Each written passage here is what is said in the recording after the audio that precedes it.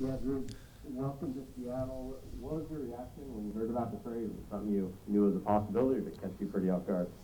Um, I would say that I knew something was going to happen regardless. Something's happened in the quarterback room in almost every team in this league after every offseason. It is what it is. That those type of things happen. I was ready for something to happen, and then when I found out that this is what happened, I was really, really excited.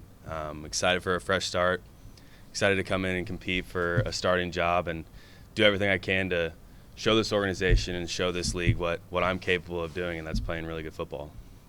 You mentioned a fresh start. That's a term John Schneider used as well. He said it could be good for you. What do you think will be good for you about just being somewhere new and all? Yeah, finding new teammates, new coaching staff, new energy, new this, new that, new feel, whatever it may be, a new practice field. I mean, it's just the true definition of a fresh start. Everything is new. You get to make a new identity for everything. You get to come in and show these people how hard you want to work, how bad you want it, how bad you want to win football games. There's just a lot of good that can come from a new chair in a meeting room. Like, there's just a lot that goes into all this, and a fresh start for me is really, really exciting. Jen? When it comes to the offensive system, that's another fresh start and something new. How familiar are you with Shane Waldron's system, and in what ways does it fit your skill set? Yeah, I obviously know a little bit about Coach Waldron's system. It's similar to the one that I ran my rookie year when I first got into the league, and I got to play at the end of that year, and we played really good football. We won 4 of the 5 games, and I played efficient football, took care of the ball, scored in the red zone, hit the deep shots when they were there. And I just think that collectively as a group, when we start talking and getting into the deep details of his offense and what might be good for me, what do they want to have for sure, I think we'll put it all together and then end up, being able to put a good offense together that, makes my skill set shine. And that's, I can throw the deep ball, I can move around in the pocket, I can play action, whatever you might need me to do, I'll be able to do it. And I think we're going to put a good plan together to be able to, maximize my skill set. Masvita? Hey, Drew, what are some of the lessons you've learned in your first 3 years you think will have prepared you for this opportunity? Yeah, I'd say a really good one is just being patient. The other side of the ball gets paid a lot of money to stop you as well. So let's not make their job easier by putting the ball into not advantageous situations. Let's be smart with the football. Let's take the shots when they're there, and let's just continuously move the ball. Positive chunks, positive yardage every single play. And, when you come out of college and you get 90-plus plays a game, especially in the offense that I ran when I was at Missouri, you get to run a ton of plays. You get to take these big shots. You get to run around a little bit and scramble and know that if we're bad on this one, I got 89 more plays to go. I can surely make something happen in those. It's just a lot about taking the risks at a calculated level, so to say. Corbin? Hi, Drew. Welcome to Seattle. Looking back at the last couple seasons, why do you think things didn't work out as planned in Denver, and what are you going to be prioritizing to ensure that you have more success here in Seattle? I mean, anyone that, deals in the football realm as a quarterback, there's a lot of stuff that goes on around you. And let me start with this too, though. I will never make excuses for my play. I could have played a lot better in the seasons that I was playing there. I did some good things, but there's a lot of things I could have done a lot better. With everything that happened with COVID, not being able to practice, the new offensive coordinator, firing the first offensive coordinator after my first year, there's just a lot that went into those 3 years. And again, I could have played a lot better. I'll own up to that. But as far as what I feel like I can do different, I'm just going to have the mindset of competing the whole time I'm here. I'm going to come in, I'm going to work hard, I'm going to work harder than anybody else in this building, and I'm going to show it to these guys to try to gain their trust, show them that I'm here to work. And if you put a little faith in me, I have a very talented skill set that'll help us win football games. Bob? Yeah, Drew, the Seahawks said they liked you coming out of the draft a little bit. Do you remember having much contact with them coming out of the draft? Yeah, I do. I was actually one of the few that I truly remember in my head, because it was a massive table when you walked in there. Everyone was sitting around it. Coach Carroll was there, and being a Midwestern guy, USC is like massive to you when you're a kid growing up in Missouri, and you walk in and you see the table, Coach Carroll there. It's like, all right, my pits are starting to sweat a little bit. I need to calm down here. But it was fun. It was fun to be able to you felt his energy there, even as a rookie. You're not even on their team, and you feel the energy, and it feels like a place you want to go play. It feels like a family. And to be able for it to like all full circle around and come back to me ending up here, it's really, really cool. Was that at the Combine? Yeah. What you talking about? Tim? Hi, Drew. I'm curious, what has the message been so far from Pete and from Shane about your role stepping in here? They told you, hey, you're getting the first reps with the first team when that first off-season practice happens, or what have they expressed to you? Nothing has been promised as I would want. I'd want them to come in here and tell me I need to earn it, tell me I need to come in and work, tell me I need to come in and compete. I need to play well. There's a lot of things that I need to do to show this organization that I should be the one taking those snaps.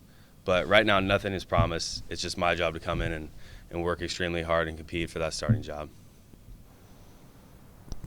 Greg? Hello, Drew. If I'm not mistaken, you worked 3 at Missouri and you worked 3 at Lee's Summit High. Why was it important for you to number 2? Well, for one, as long as football goes on, Russell Wilson will be very special to this place, very special to Seattle. And I know what it takes to kind of build a legacy. You wouldn't go wear 18 in Indianapolis. You wouldn't go wear 12 in Green Bay. It's a sign of respect for him from me, but also at the same time, I want to write my own story here. I want to see what 2 does for us. I want to make that me.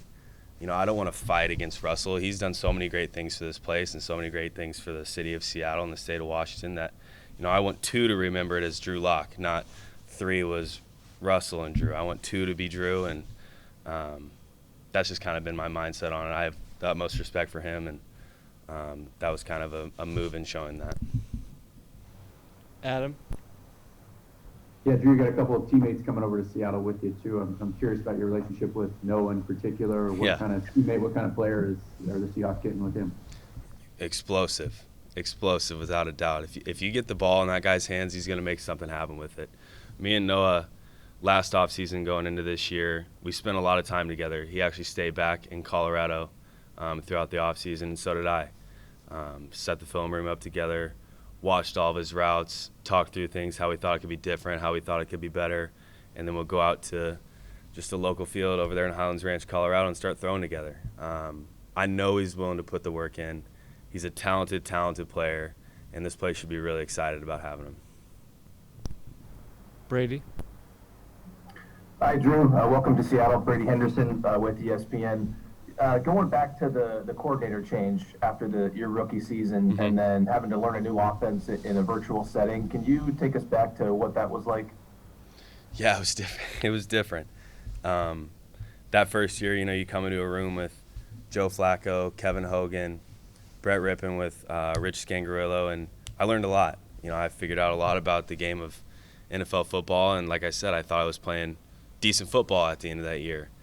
And then the coordinator change happened, but me and Shermer had a relationship before. They had done a lot of work on me with New York going into that draft when they drafted Daniel. His son, Kyle, played at Vanderbilt. I played Kyle 4 times when we were at Vanderbilt. Just had a different relationship to where we knew each other coming into this, so it was easy, really easy for me and him to work together.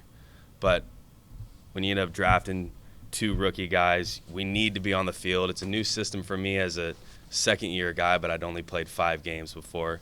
We got 2 of the big components of our offense coming in that have never practiced in an NFL setting until a couple weeks before our first preseason game. There's just a lot that went into that year, and again, I say it, I'll preface this every single time. It does not excuse some of the decisions and some of the play I had, but there was a lot that went into it.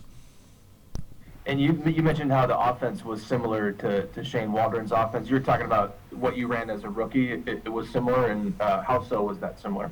Yes, sir. It's kind of just the family it comes from. I mean, if you go watch those years when Coach Waldron was at LA, and you go watch some of the San Francisco stuff, some of the stuff that we ran in Denver, the West Coast, so to say, you can find a lot of similarities, whether that's footwork, whether that's route concepts, whatever it may be, the path from under center, whatever. There's a lot that goes into that, but it was a lot of the similar stuff that I ran my first year, even some of the verbiage that you hear, which is exciting because that system holds a dear place in my heart because I was playing really good football at that time, and it's exciting to be able to get back to a system that's like that. Thanks. Michael Sean.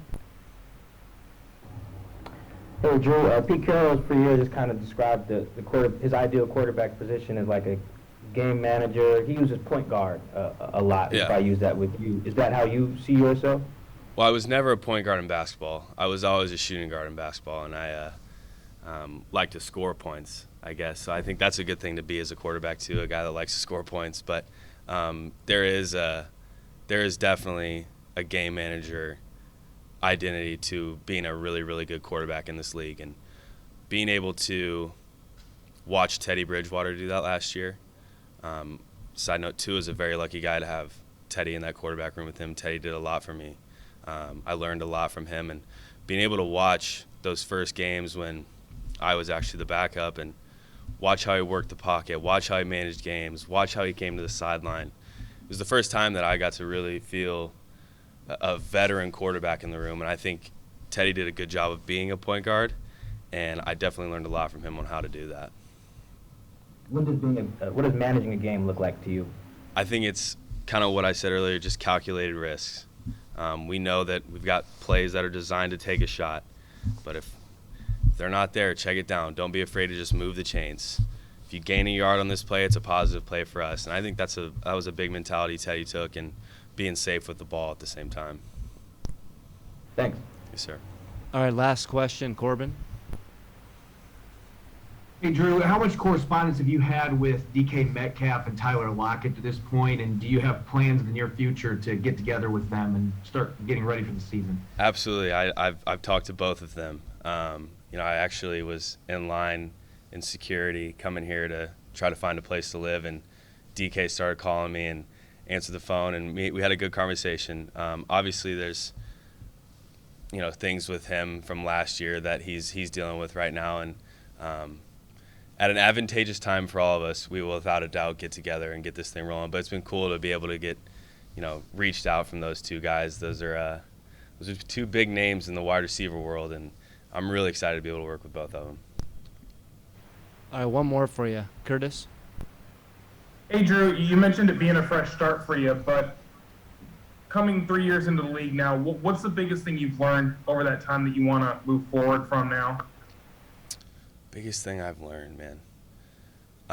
I would say just staying true to who I am as a quarterback, what my beliefs are as a quarterback, what I know I can do, what I know I can bring to a team. I learned a lot of that when you go into Denver and John Elway's the man there. Peyton Manning's the man there. You've got a lot of these icons at the quarterback position that, sure, everyone wants you to be like. Why wouldn't everyone want a quarterback to be like Peyton Manning? But there's a certain style of game that I bring, and I know if I just stay true to that, show this place what that is, show how hard I can work, that this can be a really, really good decision from this organization.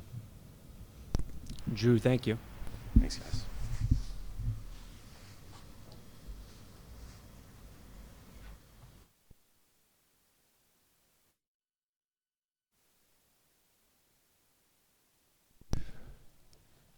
Rashad Penny on his way.